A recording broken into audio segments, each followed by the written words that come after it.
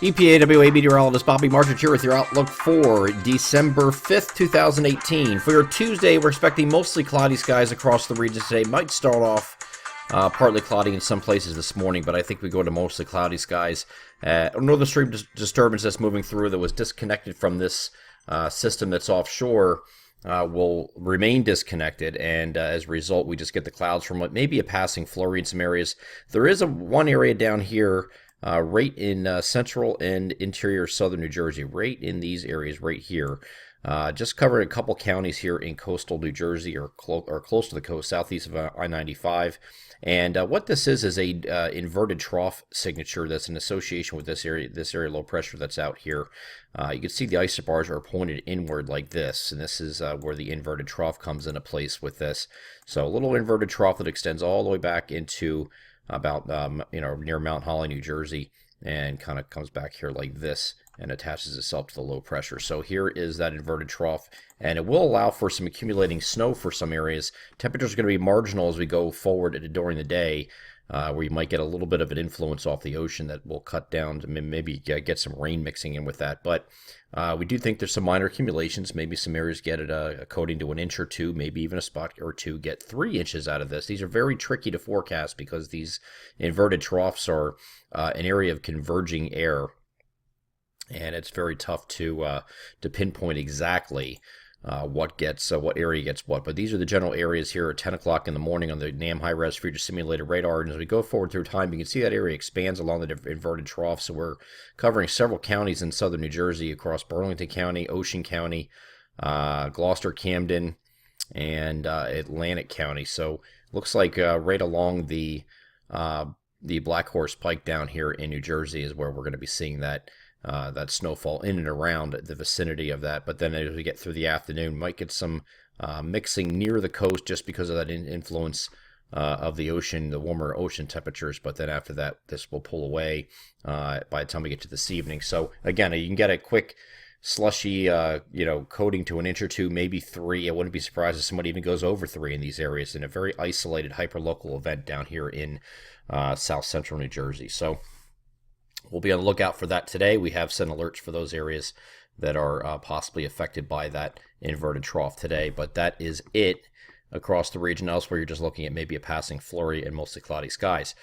Going into Thursday, we're expecting partly cloudy skies again, and we have this frontal boundary moving toward the region. Could be a late day or evening snow shower. This does not look like a real big deal.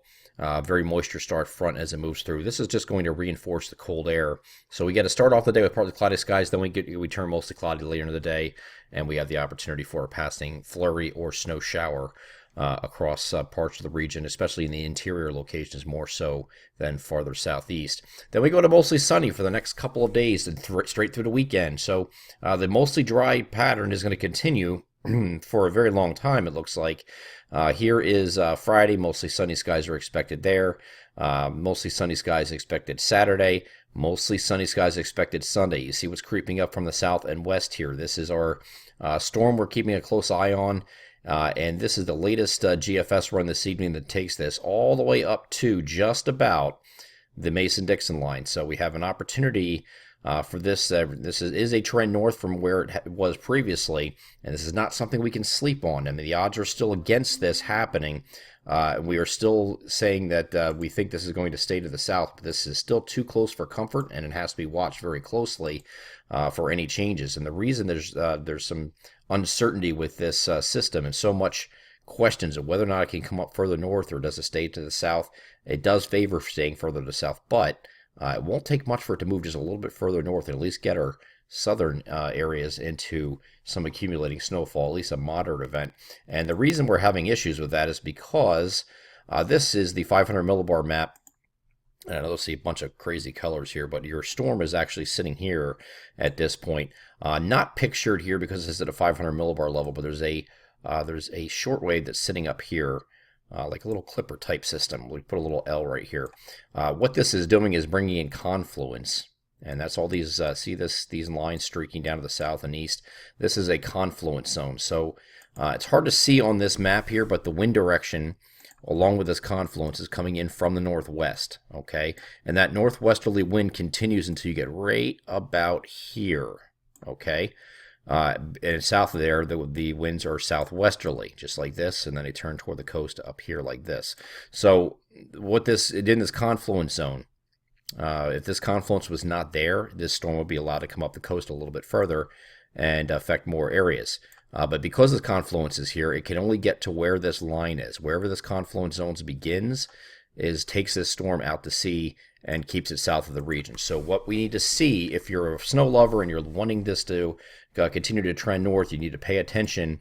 First and foremost is this shortwave moving through the southeastern Canada. If this can get out of here sooner and kick out a little bit sooner, it'll take the confluence with it. It's creating the confluence and it's actually lowering heights on the east coast north of the Mason-Dixon line because of the presence of this feature. If it gets out of the way sooner, so does the confluence, and then this storm, which is down here, instead of going straight east, will start turning a little bit further to the north. It doesn't have to get too close to get that precipitation shield up a little bit further north than it is right now.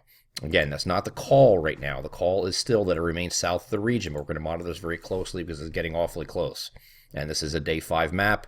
To take a day 5 forecast and run with it is probably absurd at this point, but we are favoring the ensembles and several pieces of model guidance that do keep it south of the region. We are going to monitor it closely over the next couple of days. If this does stay south of the region, we remain dry straight through Monday and Tuesday. If it does hit, it would be coming in here later Sunday night, maybe into Monday morning. So we're going to watch this closely over the next couple of days and continue to update as we have new information.